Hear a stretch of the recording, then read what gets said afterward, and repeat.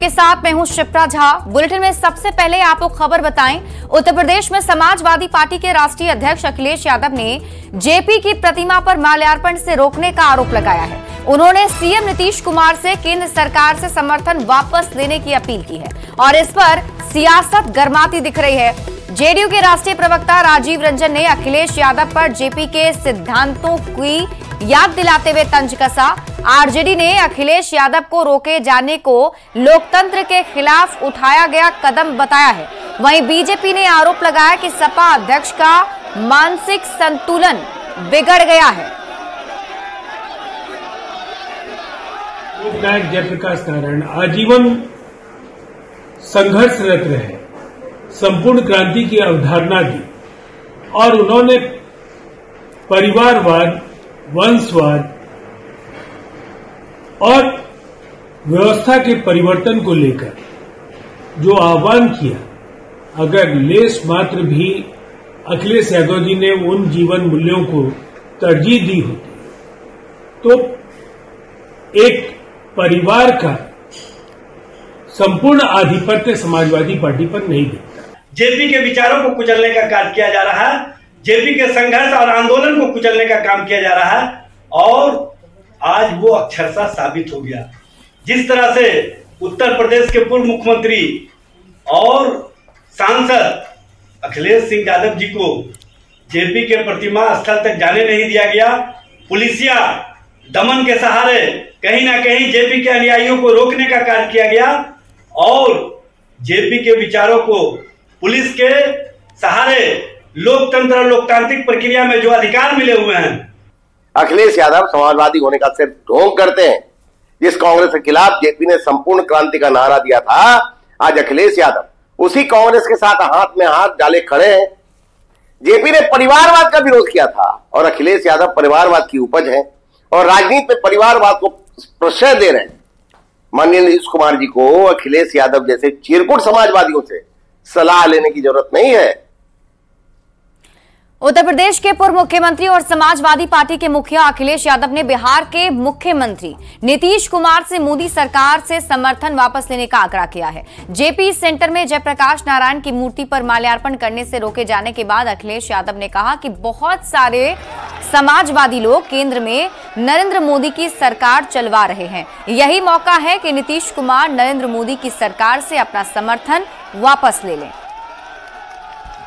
कि बहुत सारे लोग समाजवादी लोग सरकार में हैं जो सरकार को चलवा रहे हैं। बिहार के मुख्यमंत्री जी भी हैं समय समय पर, जननायक जयप्रकाश जी, उनके बारे में और उन्हीं के आंदोलन से वो निकले हैं। ये मौका मिला है उन्हें भी कि ऐसी सरकार जो समाजवादियों को जयप्रकाश जयंती के दिन याद नहीं करने दे रही है, उस सरकार से समर्थन वापस ले लें।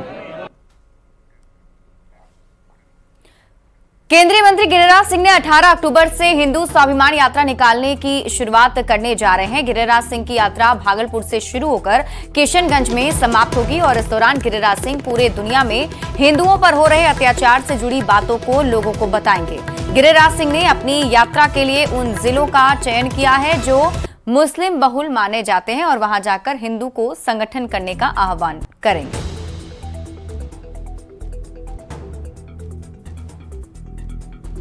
सियासी यात्राएं तो कई आपने देखी होंगी अलग अलग राजनेताओं की, लेकिन गिरिराज सिंह पहली बार हिंदू स्वाभिमान यात्रा करने जा रहे हैं। गिरिराज जी, यात्रा की रूपरेखा क्या होगी, पहले ये बता दीजिए। देखिए, मैंने अपने अति पे भी कहा है, संगठित हिंदू सशक्त हिंदू।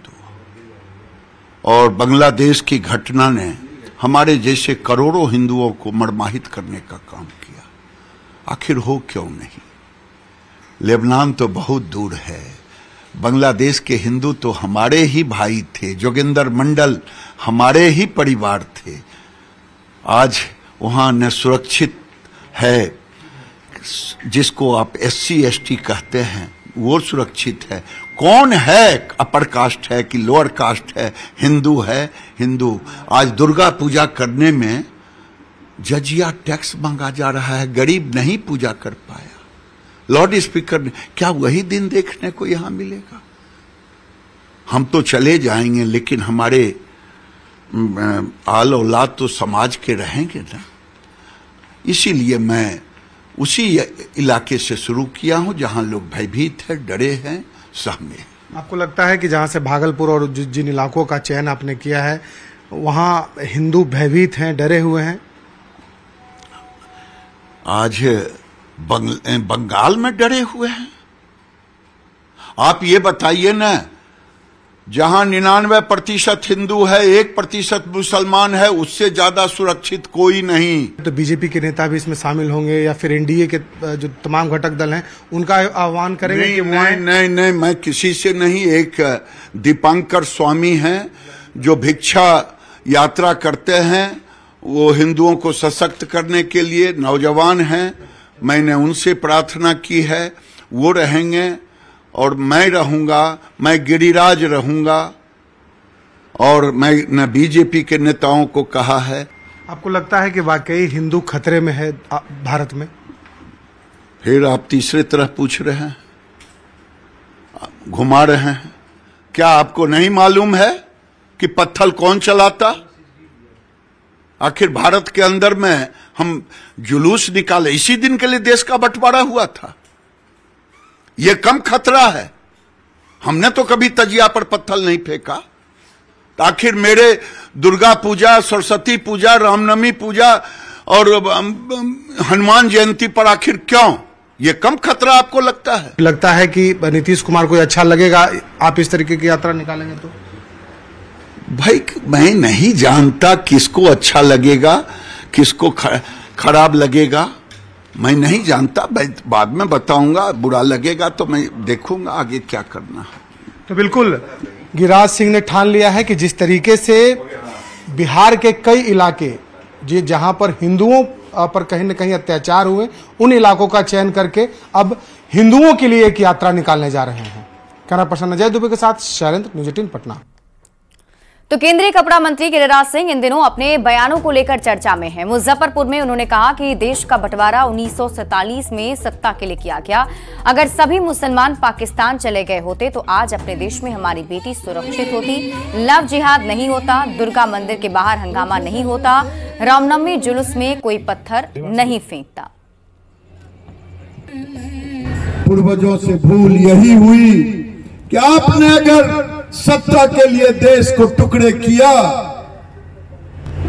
अगर मुसलमान के लिए पाकिस्तान बनाया, हिंदू के लिए हिंदुस्तान बनाया, तो अगर सारे मुसलमान चले गए होते तो आज हमारी बेटी लव जिहाद में नहीं फंसती। आज कोई मेरे दुर्गा के मंदिर के बाहर हंगामा नहीं होता, कल कोई हनुमान जयंती के अवसर पर पत्थर नहीं फेंकता, कोई रामनवमी में पत्थर नहीं फेंकता। इससे कहूं कि कौन हिंदू है, मैं भी आज तक हिंदू नहीं बन पाया। मैं भी चुनाव लड़ा तो जाति विशेष के बहुमत वाले क्षेत्र से लड़ा। मेरी इच्छा थी इस बार कि मैं किशनगंज से लड़ूं, मेरी जमानत जब्त हो जाए, लेकिन मैं हिंदू बन के लड़ूं, जो दुनिया देखे, देश देखे।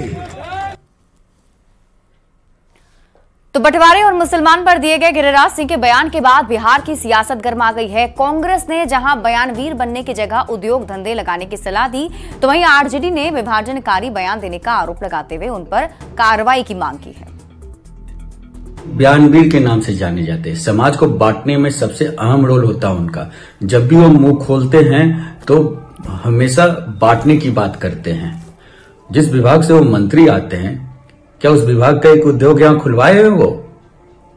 अरे रोजगार सृजन कीजिए, केंद्र में मंत्री हैं आप, बिहार के लिए लाइए कुछ। अगर है हिम्मत तो लड़ जाइए अकेले इंडिपेंडेंट चुनाव जहां से लड़ना है, इतना बोलने की क्या जरूरत है? और जिस धर्म की भाषा आप बोलते हैं, उस धर्म के प्रति भी आप ईमानदार नहीं हैं। आप कहीं ना कहीं राजनीति में चर्चा में बने रहने के लिए उस तरह का वक्तव्य देते हैं जो समाज और समाज के बीच में नफरत का माहौल खड़ा करे, और आप राजनीतिक रोटी सेकते रहें। इस तरह के वक्तव्य देने वाले गिरिराज सिंह के प्रति जनता दल यू और बिहार सरकार का क्या सोच है उस मंतव्य को स्पष्ट करना चाहिए। कुछ नहीं है, हिंदू को एक करेंगे, उन पर कड़ी से कड़ी कार्रवाई करिए। देश को बांटने का काम कर रहे हैं। और उन्होंने एक शब्द और कहा है कि पूर्वजों ने हिंदुस्तान में जो बंटवारा हुआ वो गलत किया, सारे मुसलमान को पाकिस्तान जाना चाहिए था। ये क्या मतलब है? इन पर कड़ी से कड़ी कार्रवाई आदरणीय नरेंद्र मोदी प्रधानमंत्री देश के हैं और सभी हिंदू मुसलमान भाई के हैं।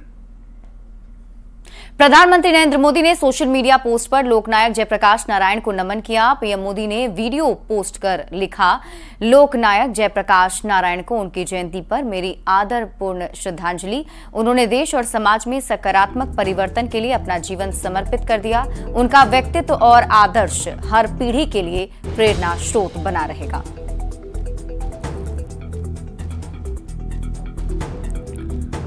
लोकनायक जयप्रकाश नारायण की जयंती के अवसर पर राजकीय समारोह का पटना में आयोजन किया गया था और इसमें मुख्यमंत्री नीतीश कुमार शामिल हुए।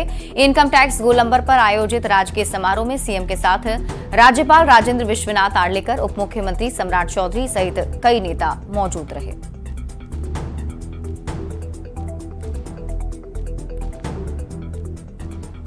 लोकनायक जयप्रकाश नारायण की जयंती पर सीएम नीतीश कुमार पटना में चरखा समिति पहुंचे। कदम कुआं में प्रभा जयप्रकाश स्मृति संग्रहालय में जयप्रकाश नारायण की प्रतिमा पर सीएम नीतीश कुमार ने माल्यार्पण किया और लोकनायक को नमन भी किया। सीएम ने चरखा समिति में लोकनायक जयप्रकाश नारायण के शयन कक्ष, सभा कक्ष, प्रभावती स्मृति कक्ष सहित पूरे परिसर का जायजा लिया।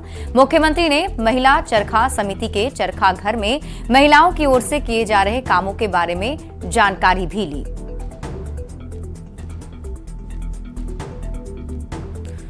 लोकनायक जयप्रकाश नारायण की आज 122वीं जयंती है। संपूर्ण क्रांति के जनक और लोकनायक के नाम से विख्यात रहे जयप्रकाश नारायण को आज जयंती पर पूरा देश नमन कर रहा है। आज देश में भले ही जातीय गणना की बात हो रही हो, लेकिन 1974 में जनेऊ तोड़ो अभियान चलाकर जेपी ने जाति भेद को मिटाने का आंदोलन चलाया था। जेपी एक दूरदर्शी राजनेता थे जो आधुनिक भारत की नब्ज जानते थे। छपरा के सिताब दियारा में आज भी वो क्रांति मैदान है जहां से लोकनायक जातिवाद को खत्म करने के लिए आंदोलन की शुरुआत किए थे। आज इस गांव में चल रहे विकास कार्य और जेपी के कामों को मिल रहे सम्मान से लोग खुश दिख रहे हैं।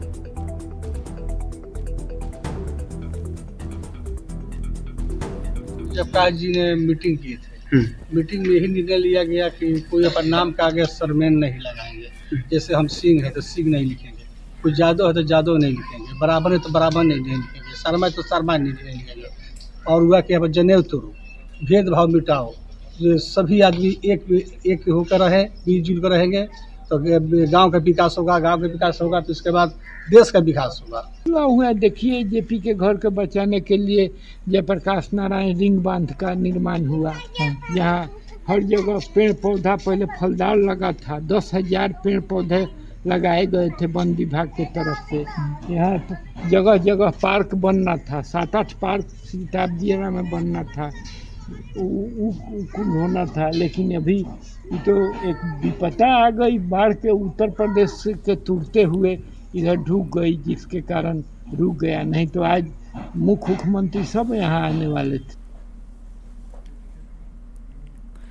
और अब बात करेंगे बाढ़ पीड़ितों के दर्द की। मोतिहारी में बाढ़ पीड़ितों ने सरकार से मदद की गुहार लगाई है। यहां सिकरहना नदी से हो रहे कटाव से सड़क बंद होने की कगार पर है। आरोप है कि जल संसाधन विभाग और प्रशासन के लोग उनकी नहीं सुन रहे हैं। बंजरिया प्रखंड के जटवा से जनेरवा जाने वाली सड़क पर भीषण कटाव हो रहा है। शुक्रवार को ही सड़क का 80% हिस्सा कटाव की भेंट चढ़ चुका है। ये सड़क 5 पंचायत को सुगौली और रामगढ़वा से जोड़ती है। लोगों ने कटाव रोधी काम शुरू करने की मांग की है।